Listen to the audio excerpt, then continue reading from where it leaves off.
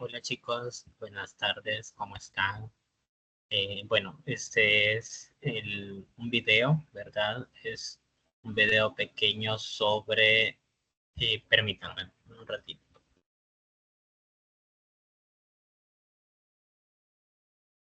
Este es un video, ¿verdad? Que les va a quedar sobre el repaso que les prometí, ¿verdad? Grabar por el hecho de que no hubo instructoría. Primeramente agradecerles por la comprensión del día lunes de no haber instructoría y hacer el repaso. La idea que yo les dejé del repaso era de que todos lo hicieran. Lastimosamente, solo 2 personas lo pudieron hacer.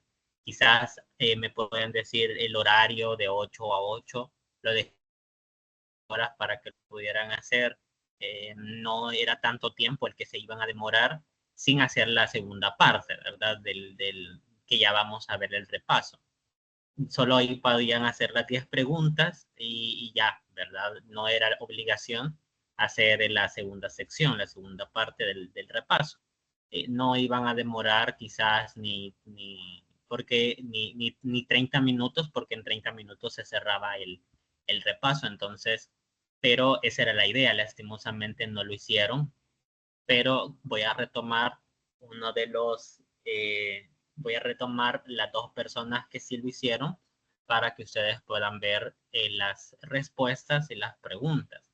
Y voy a ir clase por clase, lámina por lámina, viendo algunas cuestiones que no salen en el repaso, porque no lo puse todo, no se pusieron eh, muchas preguntas para no saturar, ¿verdad? El cuestionario de tantas preguntas. Entonces vamos a comenzar con lo que es el repaso y aquí tengo lo que es eh, las, eh, las preguntas. Entonces vamos a empezar con las preguntas. La primera pregunta dice, ¿es la clave para la competitividad organizacional en un entorno dinámico? Se define a través de competencias que incluyen conocimientos, habilidades, aptitudes y sigue. Yo no puedo ver toda la pregunta porque estoy proyectando lo que es la pantalla y ahí me corta lo que es la pregunta, pero ya vamos a buscar lo que es toda la pregunta y yo se las voy a ir dictando.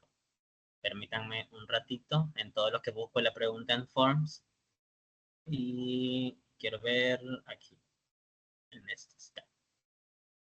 Bien, la pregunta dice, ¿es la clave, ¿es la clave para la competitividad organizacional en un entorno dinámico? Se define a través de competencias que incluyen conocimientos, habilidades y actitudes que diferencian a un individuo y organizaciones. Esa es la definición de gestión del talento humano. Sí, es verdadero, ¿verdad? Aquí, como les decía, solo hay 2 respuestas enviadas, entonces una persona contestó verdadero y la otra contestó falso. ¿A dónde está la pregunta? Bueno, en esta lo que dice, donde dice introducción al talento humano, casi no hay, ¿verdad? Clases, sino que era la discusión que nosotros hicimos el sábado. Si ustedes se acuerdan, hicimos una discusión de que cómo era o cómo les gustaba, o más que todo, qué pensaban ustedes si a los trabajadores se le podían llamar o se le conocían por eh, decíamos acá, defender la postura de que los empleados deben ser tratados como recursos o como socios. Entonces, esa fue más que todo la introducción. Entonces, ¿a dónde sacamos la primera pregunta? Venimos a la clase 2, ¿verdad? Que es gestión del talento humano. Y aquí vamos más allá. Y aquí decimos, bueno, de hecho hay varias definiciones. Aquí en esta lámina es la importancia de la gestión del talento humano y según Chavenato y según otro autor, dan la importancia, ¿verdad?, de gestionar el talento. Pero venimos acá y usamos a Chavenato en el 2009 y él define lo que es gestión, que dice que es la clave. Aquí empezamos. Es la clave para la competitividad organizacional en un entorno dinámico. Se define a través de competencias que incluyen conocimientos, habilidades, actitudes que diferencian a los individuos y organizaciones. Y sigue más. Entonces, la primera pregunta sí es verdadera. Muy bien. Pasamos a la pregunta número 2. Cuando decimos GTH, ¿verdad? Es gestión del talento humano. Entonces venimos y decimos cuál de todas las opciones es un objetivo de la gestión del talento humano. Entonces hubo una persona que contestó todas son correctas y las opciones. La segunda pregunta es garantizar la competitividad, asegurar la capacitación y motivación y fomentar la satisfacción laboral, y todas son correctas. Todas son correctas. O sea que si a usted le ponía la primera, garantizar la competitividad le iba a salir mala porque las otras dos también son parte de los objetivos de la gestión del talento humano. Primero vamos a desechar, ¿verdad? En parte la clase 1 porque es la actividad, pero bueno, no la vamos a quitar, sino que la vamos a hacer a un lado. Nos vamos a ir con la clase 2. Ya les voy a mencionar qué se va a hacer con la clase 1. Y veamos aquí más definiciones, ¿verdad? De la gestión del talento humano.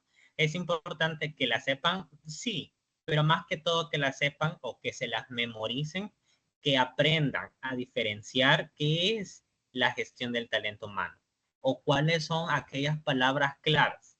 Por ejemplo, en esta vemos que es competitividad organizacional en un entorno dinámico. Veíamos que son aptitudes, ¿verdad? Actitudes, conocimientos y habilidades. Y en esta también podemos ver la aptitud intelectual. Y vemos que también hay una organización valorada por su capacidad natural. Kaufman y González describen que el talento es algo innato que destaca a los individuos. Entonces, ¿qué es el talento? Pues son actitudes, son aquellos conocimientos, son aquellas habilidades que tienen cada persona y que esto lo extrapolamos a la área organizacional. Entonces, aquí vamos, las organizaciones, en las organizaciones el talento humano es, y aquí vemos, ¿verdad? Todas estas clases, este enfoque mecanicista con el enfoque estratégico es bien importante que lo estudien. Y si ustedes se fijan, aquí el licenciado les ha puesto GTH, que es la gestión del talento humano. Entonces, cuando ustedes vean que es GTH, es gestión del talento humano. Vamos a ver, aquí están objetivos claves de la gestión del talento humano, y vemos que es garantizar la competitividad, asegurar la capacitación y motivación, promover una cultura de ética responsable, fomentar la satisfacción laboral, alinear la misión con la misión alinear con la misión organizacional. Entonces, todos estos son objetivos de la gestión del talento humano, objetivos claves. Vamos más abajo y aquí están los procesos claves en la gestión. Eso no se los pregunté, pero es una lámina que sí deberían de leer, ¿verdad? Es una lámina que sí deberían de leer. Bien, en la 3, según el repaso, vemos la 3. Dice que la 3 es la disciplina encargada de la gestión del talento humano dentro de las organizaciones.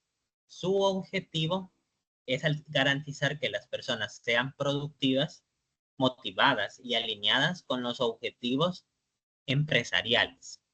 Bueno, si ustedes se fijan, aquí estábamos hablando de la gestión del talento humano, pero aquí terminamos y vamos y pasamos a la clase 4, perdón, a la clase 3. Y hablamos que tenemos 4 opciones de esa. Es la disciplina encargada de la gestión del talento humano dentro de las organizaciones. Su objetivo es garantizar que las personas sean productivas, motivadas y alineadas con los objetivos empresariales. ¿Cuál creen ustedes que es la respuesta a esta pregunta? Bueno, aquí se equivocaron, ¿verdad? En la respuesta, porque no está la respuesta correcta. La respuesta correcta es administración del personal. Y una persona puso reclutamiento y la otra persona puso gestión del talento humano. Entonces me van a decir, ¿a dónde está esa respuesta? Aquí está, miren, aquí administración de personal, modelos organizacionales, estructura organizacional y organigramas.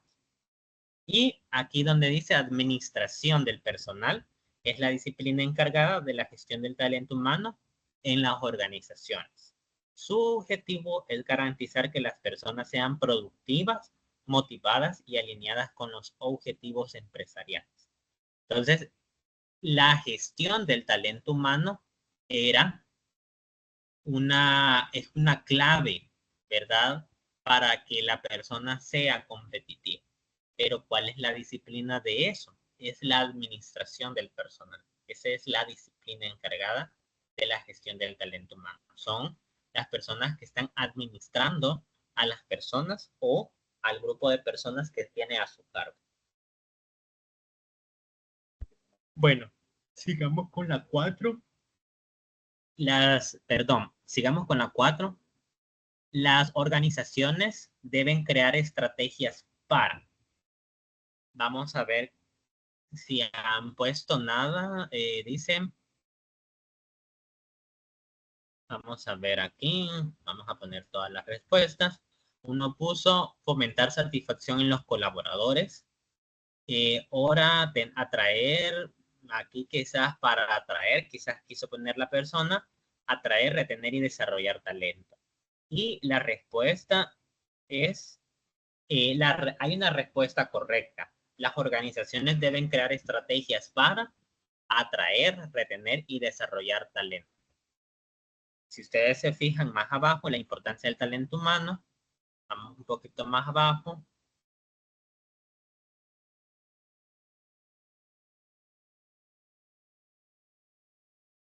Vamos más arriba.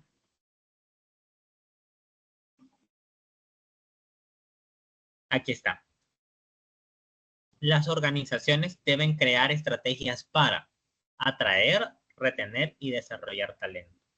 Entonces, esa es la respuesta a esta pregunta. ¿Qué deben hacer las organizaciones?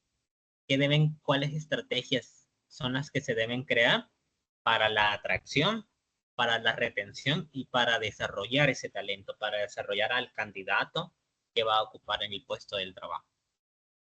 Pasemos a la siguiente. Menciona los dos tipos de modelos clásicos. Y una persona puso no sé, y la otra puso mecanicista y orgánico. Y vemos que yo puse dos tipos de respuestas. Primeramente puse la más larga, que era modelo mecanicista y modelo orgánico, pero ya sabía que la mayoría así iba a poner. ¿Cuáles son los tipos de modelos organizacionales? El mecanicista y el orgánico. Que esto se encuentra en la clase número 3. Aquí. Principales tipos de modelos organizacionales clásicos. La pregunta dice, los dos tipos de modelos organizacionales clásicos. Porque en la siguiente lámina, si ustedes se fijan, hay más modelos organizacionales. Pero los clásicos, ¿cuáles son? El modelo mecanicista y el modelo orgánico. ¿Qué dice el modelo mecanicista? Bueno, tiene estructuras jerárquicas. Hay empresas que trabajan mediante una jerarquía y salirse de esa jerarquía como que altera la dinámica organizacional. Por ejemplo, usted, ¿verdad? O la mayoría de todos tenemos un jefe superior en el cual tenemos que rendirles cuentas, ¿verdad? En el caso del departamento de contabilidad, hay un auxiliar contable, está el contador, pero normalmente hay empresas que el contador es la máxima autoridad. Y hay empresas donde el contador tiene una persona más arriba, que es el gerente de contabilidad.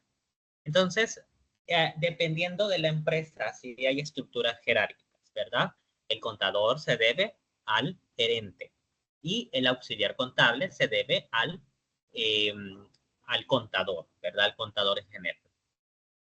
En este caso, el modelo mecánico o mecanicista, la centralización del poder, un grupo hegemónico, o sea, un grupo minoritario, tiene el poder, o sea, concentran todo el poder de la empresa, y ellos son los que también designan las políticas de la empresa, ¿verdad? Así como ellos tienen el poder para adquirir o para mover o para dar instrucciones, así tienen el poder para, perdón, así tienen el poder para dar políticas, para cambiar el modelo político de la empresa. En este caso, cuando me refiero al modelo político o al modelo es, ya sea cambiar la misión, o sea, cambiar la filosofía, a eso me refería. Estas estructuras jerárquicas, esta centralización de poder, centra ese poder.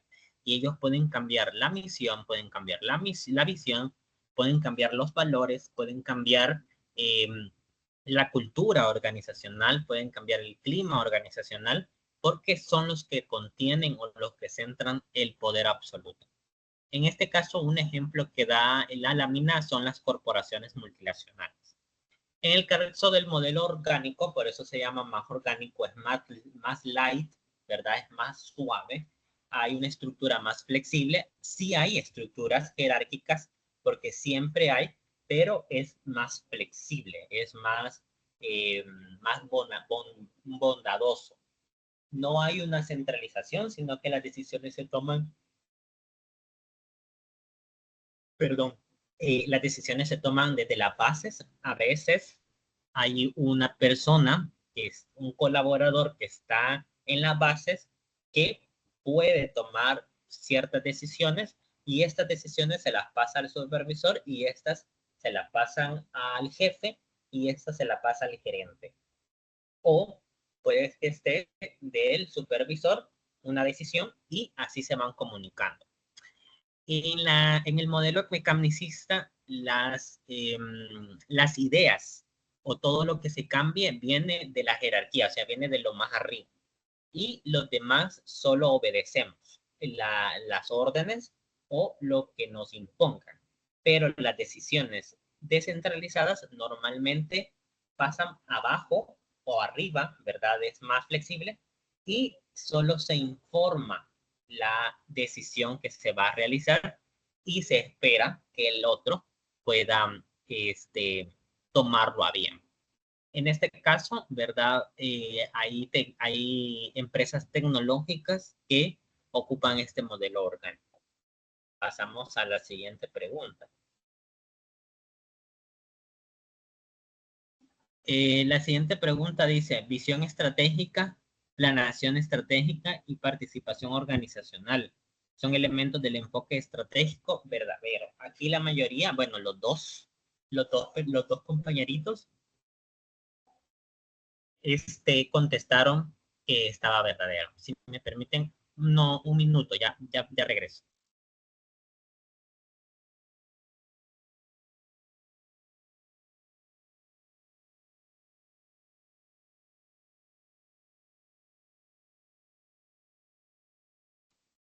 Ok, aquí estoy.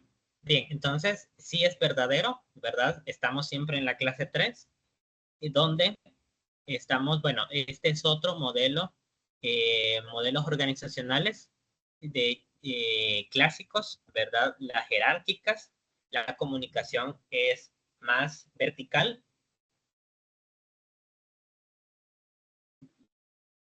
y normalmente viene de arriba.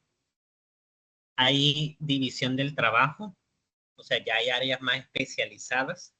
En cambio, las estructuras flexibles son más de colaboración, más de información, o sea, una estructura flexible, yo puedo tomar una decisión como un colaborador de querer cambiar un proceso. Entonces vengo yo y le informo nada más a mi superior que yo voy a cambiar ese proceso. Siempre el supervisor o el jefe le va a hacer observaciones, pero hay una estructura, o sea, no necesito pedir un permiso o pedir un visto bueno, sino que ya es algo que se puede realizar.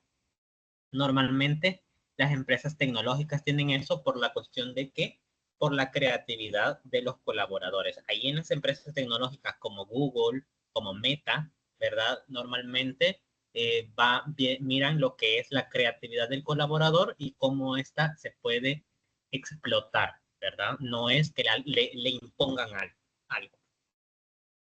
Aquí dice, ¿verdad? Procesos altamente regulados y especializados. En el caso de las estructuras jerárquicas, hay ya personas especializadas en cada una y no hay una flexibilidad de que una persona de una área X venga y colabore con otra persona porque deja de hacer su trabajo en lo que son las estructuras jerárquicas. Y aquí hay otros modelos, ¿verdad? Que los deberían de estudiar porque no salen en lo que es el Forbes, pero sí es bueno que los puedan leer. Esa es mi recomendación. La primera. Bien, pasamos a la otra pregunta. Dice la 7. El poder de decisión se delega en niveles inferiores. Modelo orgánico. ¿Es la definición de centralización? Quiero ver esa pregunta. La respuesta es falsa. Bien, antes de llegar con esta pregunta, ¿verdad? Que sí es falsa, porque el poder de decisión se delega en niveles inferiores. La definición es definición de descentralización, no es centralización. Ya lo vamos a ir viendo en las siguientes láminas. Solo quiero ir porque esta parte de las contingencias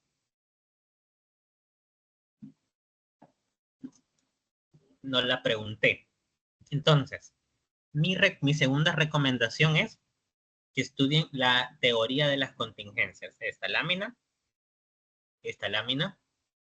esta y esta también. Esta lámina que tiene que ver con la planeación estratégica. Y esta. Todo lo que es este pedacito es que lo vayan a revisar. Revísenlo porque puede ser que sí les salga algo de la teoría de las contingencias. ¿Qué es contingencia? Significa posibilidad o evento incierto. Una contingencia es una situación o una condición que puede o no ocurrir y que puede afectar el desarrollo de un proceso. La teoría de las contingencias se desarrolló en oposición a las aseveraciones de la administración clásica, según las cuales existiría una sola manera racional de dirigir las organizaciones. Esta fue desarrollada por D. J. Higginson y C. R. Higgins y otros, ¿verdad? ¿Y qué habla acerca de esta teoría? Bueno, sostiene que el contexto trae incertidumbre a la organización y que ésta debería ser manejada mediante la adaptación del entorno. Entonces, en otras palabras, ¿qué es lo que significa la teoría de las contingencias? Bueno, nosotros no podemos prever el contexto. El ambiente es incierto.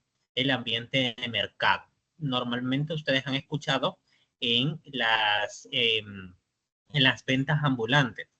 Pues días está bien, días está mal.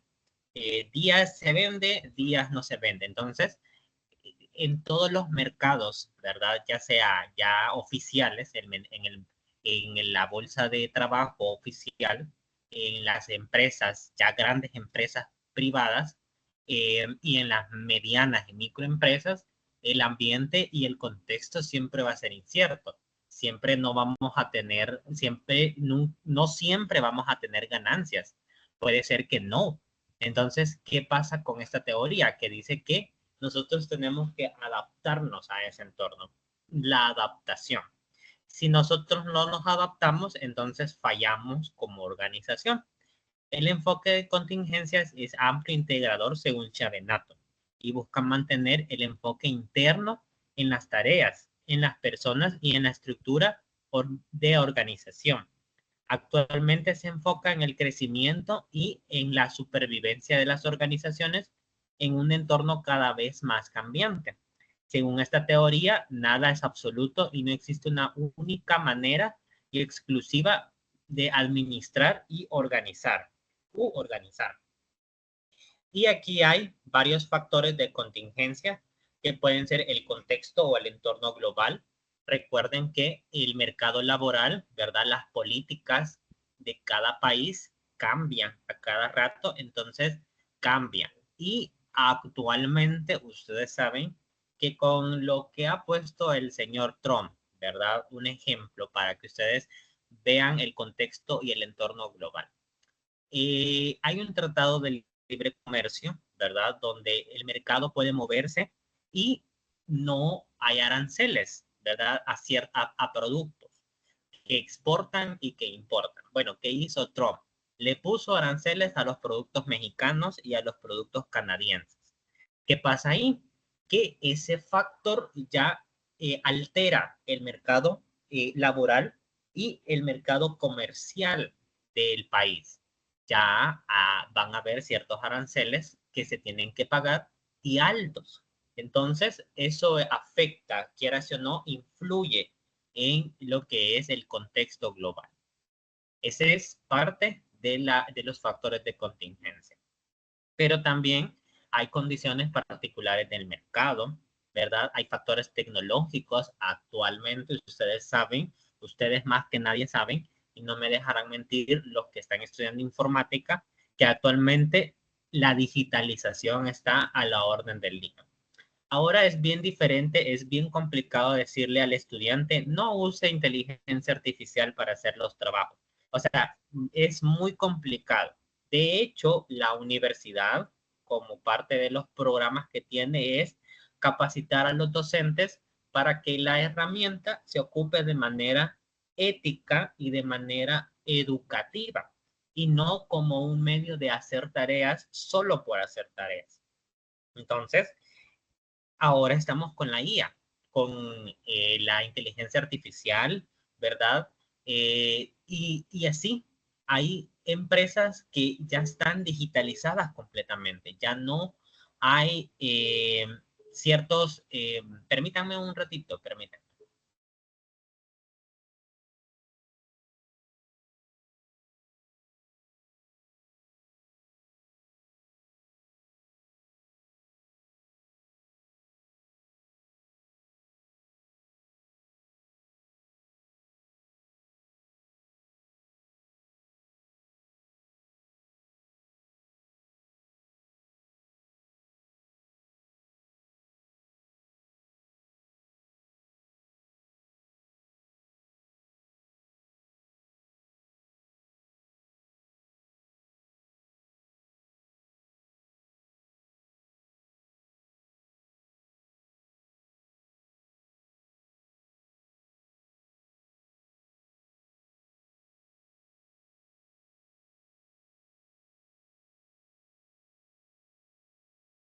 Bien, jóvenes, gracias por la espera. Bueno, les comentaba yo, ¿verdad? De esos factores tecnológicos que las empresas actualmente se están innovando. Ya hay empresas, ¿verdad? Multinacionales y las empresas tecnológicas como tal, que sus procesos ya no son en papeles, sino que son en bases de datos y en nubes, ¿verdad? Todo lo manejan en la nube, todo lo manejan en la base de datos y ya es cero papel, ¿verdad? Aparte de que hay una parte de la responsabilidad empresarial con lo que es la ecología. Bueno, y así sucesivamente ustedes pueden ir viendo los tipos de organizaciones según su respuesta al entorno, organizaciones analizadoras, organizaciones exploradoras. Las analizadoras combinan estabilidad con innovación al replicar mejores prácticas, ¿verdad? Estas organizaciones analizan cómo va un movimiento y así van aplicando la innovación, pero siempre para mejorar las prácticas. Las exploradoras dicen que buscan constantemente nuevas oportunidades de irse innovando, ¿verdad? La palabra lo dice, exploran no solo la innovación, sino que nuevos mercados de donde ir echando manos. Las organizaciones defensoras dicen que se especializan en nichos, evitando cambios innecesarios. Estas organizaciones usualmente son aquellas organizaciones jerárquicas que mejor se especializan en algo y evitan ir innovando, ¿verdad? Ciertos procesos que para esos administradores suelen ser innecesarios, ¿verdad? Y organizaciones respondientes se adaptan reactivamente al cambio significativo en el entorno. Estas organizaciones se adaptan. Si es de ir innovando un proceso, lo hacen paulatinamente, ¿verdad? Y se van adaptando a esos cambios. Y aquí está el enfoque estratégico de la reacción a la proacción. Dice, a diferencia de las teorías de las contingencias que plantea la organización que debe adaptarse al entorno, el enfoque estratégico sostiene que las organizaciones pueden anticiparse y transformar su entorno a favor. En la teoría de las contingencias decíamos que es más que todo la adaptación. O sea, yo me adapto a mi entorno. Si mi entorno me dice que ocupemos la inteligencia artificial, pues la ocupamos. ¿Qué pasa con el enfoque estratégico? El enfoque va más allá y dice que nosotros podemos anticiparnos a eso y transformar ese entorno a nuestro favor. Si nos dicen que tenemos que ocupar la inteligencia artificial, sí, pero ¿cómo? ¿Cómo vamos a ocupar? ¿Cómo yo voy a ocupar esa herramienta que me beneficie a mí? Y yo voy a transformar eso. Ah, bueno, entonces voy a hacer una estrategia, una planeación para que esa herramienta me beneficie. No solo es de ir a adaptarse y ya estuvo, sino que es más allá y ir como una visión más allá de que esa estrategia me beneficie en mi mercado laboral. Y por eso da aquí unos elementos, ¿verdad? Yo creo que ese sí es una pregunta. Vamos a ver. La pregunta 8. Todavía no. Entonces sigamos. Le voy a dejar como eso. Principales elementos. La planeación, ¿verdad? Estratégica, o sea, definir objetivos, definir planes de acciones, participación organizacional. Parte de la transformación en el entorno es comunicar a los colaboradores ese cambio que se van a hacer, porque no solo es que los directivos se van a adaptar, pero ¿qué pasa con los colaboradores? Ellos no van a querer adaptarse y ahí es donde tenemos choques, donde los trabajadores no se han adaptado y tenemos conflictos laborales. Entonces, este plan estratégico, este enfoque sí habla del compromiso y la comunicación con los colaboradores. La visión estratégica, anticipación de las oportunidades y alinear los esfuerzos, todos, tanto los jefes, los subjefes y los colaboradores, las personas que están en la parte manual, mecánica, o sea, en el trabajo. Y de ahí, quiero ver, venimos ya al proceso de planeación, ¿verdad? Pero eso sí se los voy a dejar que ustedes lo lean. Es bien interesante porque aquí hay un análisis FODA que tienen que hacer. Y si ustedes se fijan, este esquemita está muy interesante para que ustedes lo puedan ir a leer. La pregunta 8 es una representación gráfica de la estructura organizacional que muestra relaciones jerárquicas y funcionales dentro de la empresa. Y en esa habían cuatro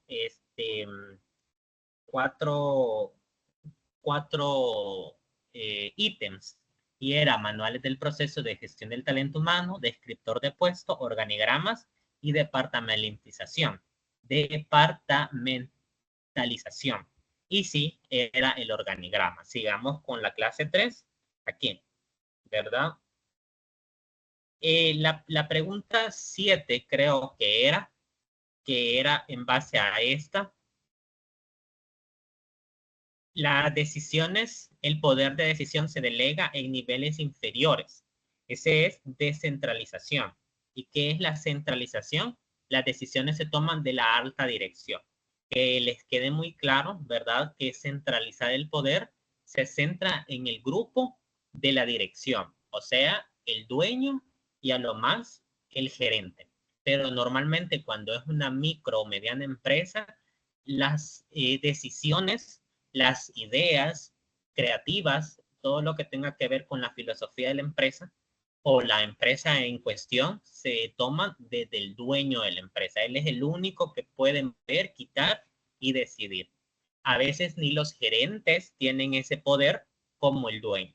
En las empresas, ya en las grandes empresas, obviamente el dueño sí tiene el poder, ¿verdad? Pero a veces se centra en lo que son los rectores, ¿verdad? Los directores, los gerentes generales que mantienen ese poder de decisión.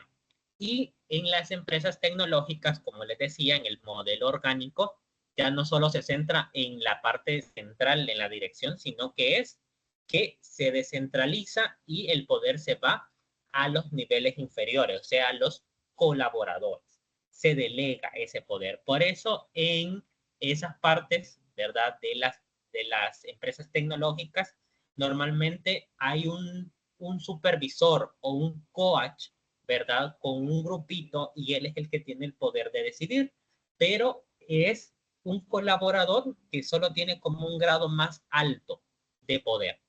O hay colaboradores que tienen ese poder de decidir. Y aquí están modelos y estructuras, ¿verdad? Aquí hay como características y vamos a lo que es la departamentalización, pero lo que quiero llegar es esto, el organigrama. Es la representación gráfica de las estructuras organizacionales que muestra las relaciones jerárquicas y funcionales de la empresa. El organigrama, que es el que se estaba preguntando acá. La pregunta 9 y la pregunta 10 tiene que ver con los procesos de reclutamiento y selección. Recuerden que los procesos de reclutamiento y selección son procesos totalmente diferentes, pero que llevan a un fin. Todo eso es parte de la gestión del talento humano. Reclutamiento, selección. En la gestión del talento humano no se queda hasta la selección del personal, sino que lleva lo que es la inducción del personal, la capacitación del personal, la evaluación del desempeño. Eso es parte de la administración del talento humano y de la gestión del talento humano. ¿Por qué? Porque nosotros no nos quedamos hasta contratar, sino que vamos más allá y tenemos que investigar, tenemos que valorar cómo el colaborador se está desempeñando, ¿verdad? Entonces, esa es parte de la gestión. Pero dice la pregunta, es el conjunto de estrategias para atraer, que es lo que yo les decía en instructoría, reclutamiento es atracción, traer candidatos adecuados para una vacante. Un buen proceso de reclutamiento reduce la rotación del personal y mejora la productividad. Fíjense que esa pregunta todavía está, ahí les había dado la respuesta. Era reclutamiento, porque dice un buen proceso de reclutamiento, o sea que esa se fue así.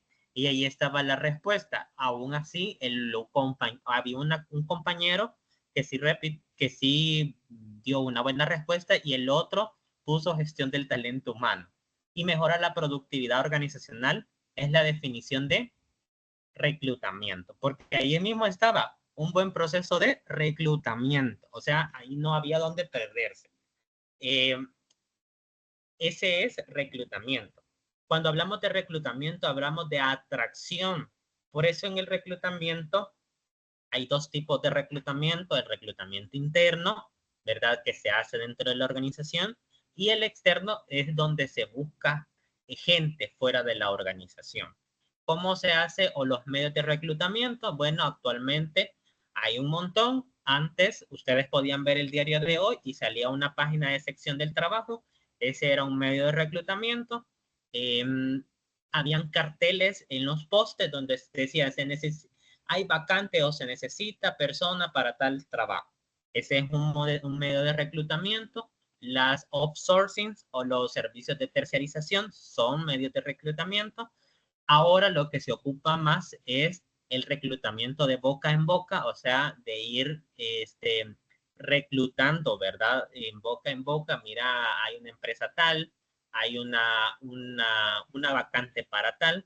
También las redes sociales, Facebook, Instagram, LinkedIn, todos esos se ocupan como medio de reclutamiento.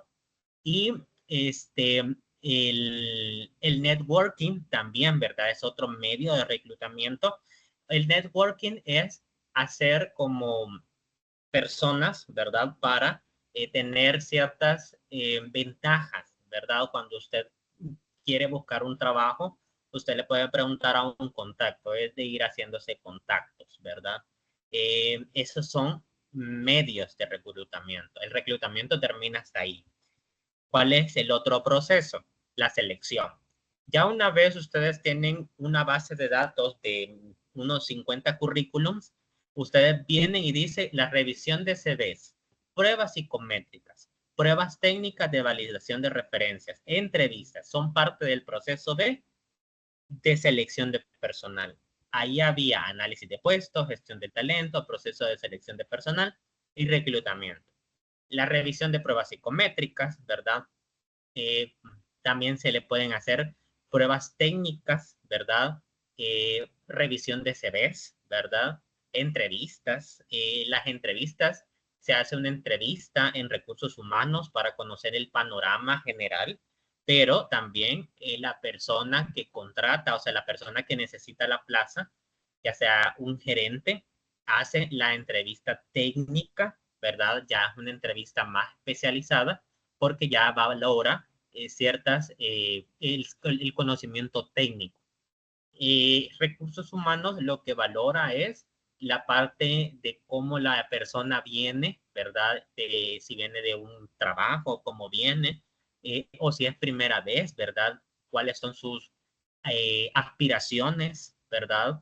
Dentro de la empresa o sus aspiraciones, o si tiene objetivos, o si ha pensado estudiar, ¿verdad? Si es primera vez que busca un empleo. Entonces, hay varios tipos de entrevistas.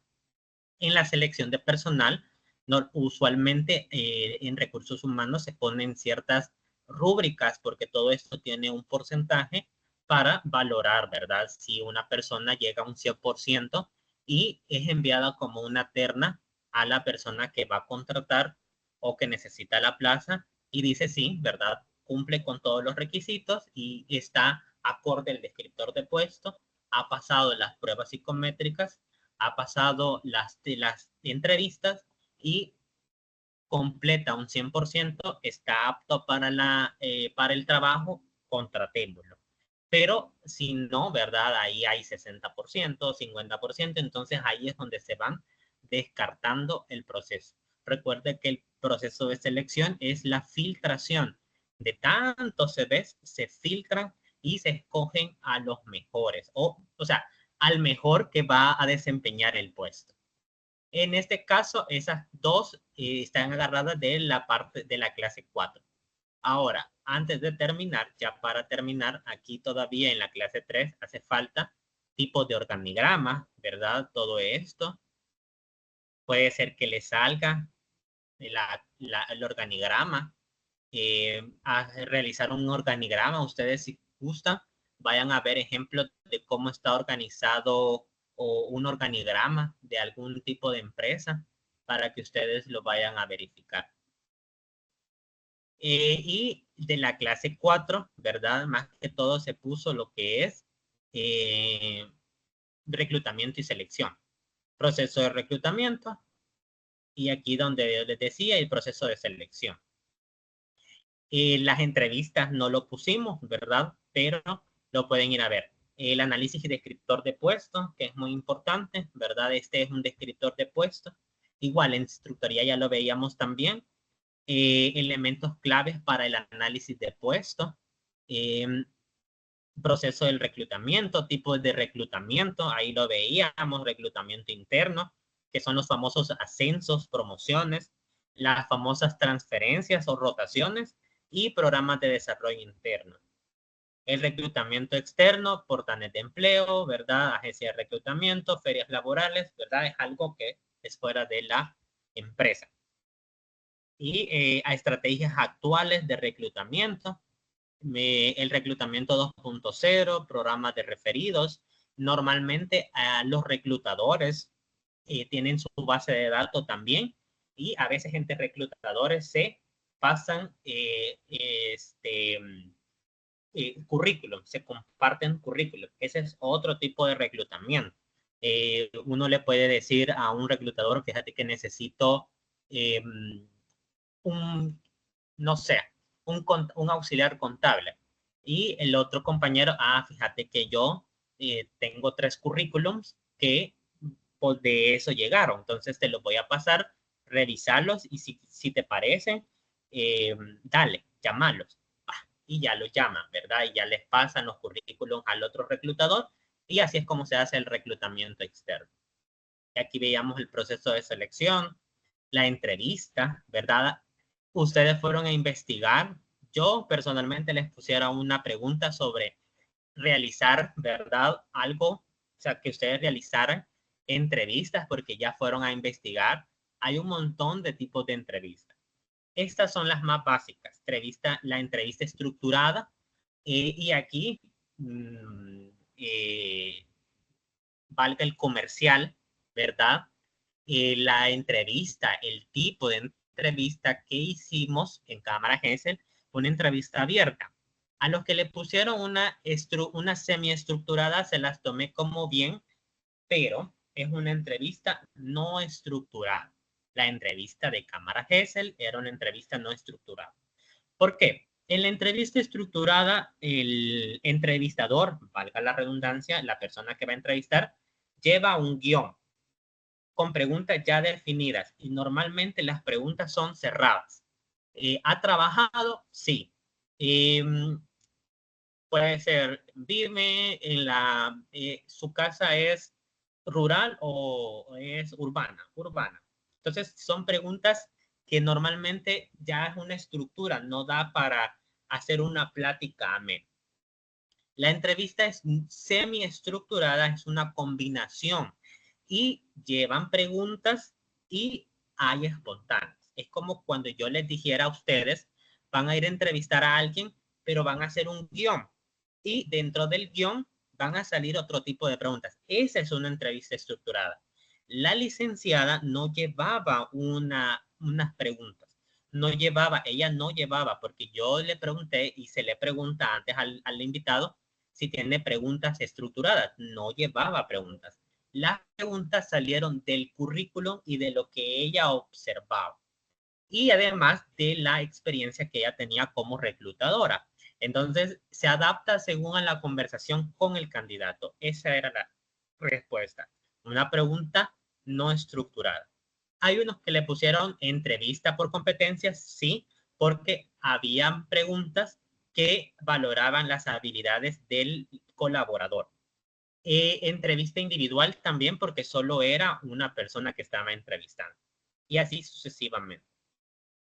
¿Ve? Aquí hay otra, evaluación y selección final, indicadores para la evaluación, habilidades técnicas y competencias, aptitudes y actitudes que ya teníamos claro, ¿verdad? Espero que tengan claro qué es una aptitud y qué es una actitud.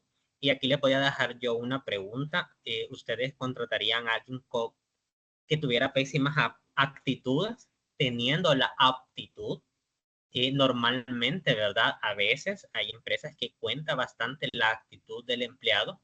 Puede tener, mire, la persona puede tener, si es posible, un doctorado, puede tener maestría, pero si tiene una pésima actitud para el trabajo, esa persona no va a funcionar en el puesto. Podemos ayudarle hasta cierto punto capacitándola, pero hay actitudes, más si trabaja al servicio del cliente, va a tratar mal al cliente externo, va a tratar mal al cliente interno. Entonces, podemos ayudarle eso, podemos darle capacitación. Sí, se le pueden dar capacitaciones de habilidades, ¿verdad? Que puedan mejorar sus actitudes, pero si la persona no quiere, porque dice, así soy yo y así me expreso y así soy y a mí nadie me puede cambiar, y si se enojan conmigo, pues ni modo. Entonces, no va a hacer, no, o sea, no va a ayudar. Entonces, eh, espero que ustedes tengan claro, ¿verdad? Que es una actitud y una aptitud. Niveles de experiencia y compatibilidad con la empresa, ¿verdad? Si tiene un nivel de experiencia y también, ¿verdad? Ha tenido una compatibilidad, es en el rubro de la empresa donde va, pues es una forma de cómo puede ser evaluado. Errores comunes en la selección. Y ya con esto vamos a ir terminando, ¿verdad? Los errores comunes, contratar sin validar las referencias.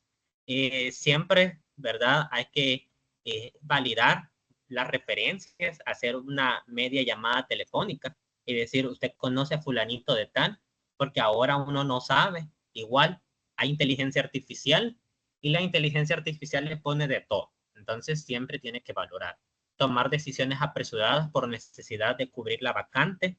Usualmente hay empresas que lo hacen, que porque necesita a la persona, ponen a cualquiera, y a veces, fíjense que es bien curioso.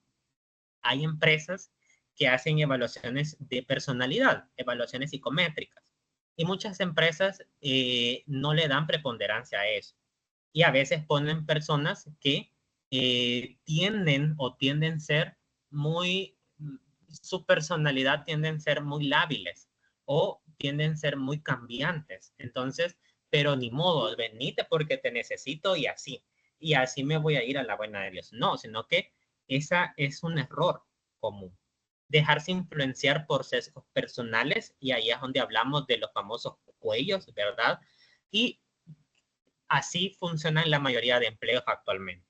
Se contrata por cuello. Lastimosamente, esos son sesgos personales porque a la hora de la hora, ¿verdad? Ya a la hora de hacer el trabajo, la persona no lo hace bien, pero como tiene cuello, ¿verdad? Entonces, ahí está. Y aquí hablamos sobre la inducción y adaptación del colaborador. Y esto es lo último. Estudien esta lámina sobre la inducción, ¿verdad? Que es otro proceso de la gestión del talento humano. Bien, entonces eso es más que todo, ¿verdad? Mi recomendación es que estudien la clase 3 y 4 más. Sí, estudien la clase 2, estudienla, apréndanselas, pero más que todo de memorizar, porque no es memorizarlo, no, es más que todo que ustedes lo manejen, que ustedes lo correlacionen, hagan una correlación con el día a día.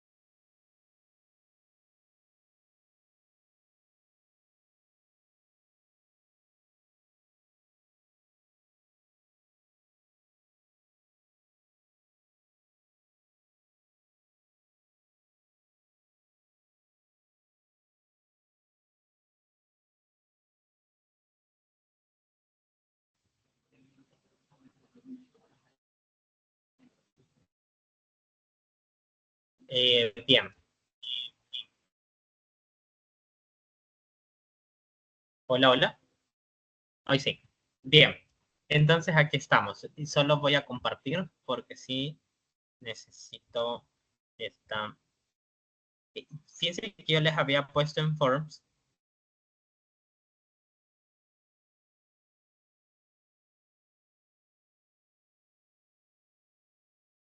hacer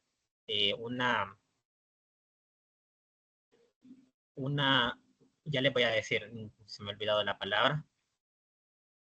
Vamos a ver. Es un caso, ¿verdad? Entonces ustedes tenían que elaborar. Ah, bueno, este era más que todo, era algo sencillo. Dice elaborar un descriptor de puesto para un gerente general con los elementos. Decir qué vía de reclutamiento externo y qué estrategia retomaría para la atracción del talento humano. O sea, qué vía de reclutamiento, la vía de reclutamiento es externo y qué estrategia o qué vía va a tomar para atraer el talento. Si lo va a hacer mediante ¿cómo es que se llama? Redes sociales, si lo va a hacer por el diario de hoy, si lo va a hacer por televisión, etcétera. Mencione 2 procesos de selección que tomaría para filtrar candidatos y explique por qué utilizaría estos 2 procesos y además asigne una nota que al sumar ambas promedien el 100%. Entonces era un caso de, dice Pedro, el dueño de una tienda de ropa, ya tiene una sucursal establecida con 100 empleados y ya tiene una demanda. Actualmente Pedro busca un gerente general. Usted como reclutador y seleccionador se le pide lo siguiente. Y ese era hacer en un documento aparte, un descriptor, ¿verdad? Una vía, una estrategia o una vía de reclutamiento externo, mencionarlo y explicar por qué va a ocupar eso y explicar 2 procesos de selección. Entonces, todo lo que hemos hablado aquí de la gestión, del reclutamiento, de la selección, etcétera, era para irlo a poner en práctica. Entonces, para sus parciales, tienen que no solo saberse la teoría, sino que poner en práctica esa teoría, porque no sabemos qué le podemos o qué puede venir. Entonces, me quedaría yo hasta acá y pues nos vemos el sábado. Suertes en sus parciales y suerte en su parcial de psicología empresarial. Gracias. Adiós.